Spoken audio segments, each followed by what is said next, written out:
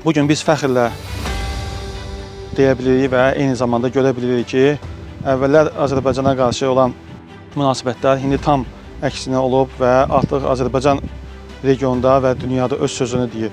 Və təbii ki, bu da bizim öz torpaqlarımızı azad etdikdən sonra bütün ərazi bütövlüyümüzü və suverenliyimizi tam şəkildə bərpa etdikdən sonra və bütün dünya ölkələri bunu Azərbaycanın öz gücünü və siyasətini gördü.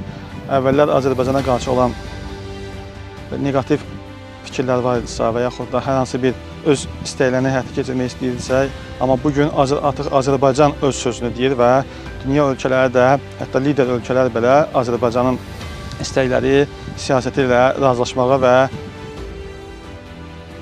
onun maraqlarına uyğun hərəkət etməyə çalışır. Və artıq biz müstəqil, suveren bir ölkənin vətəndaşıyıq.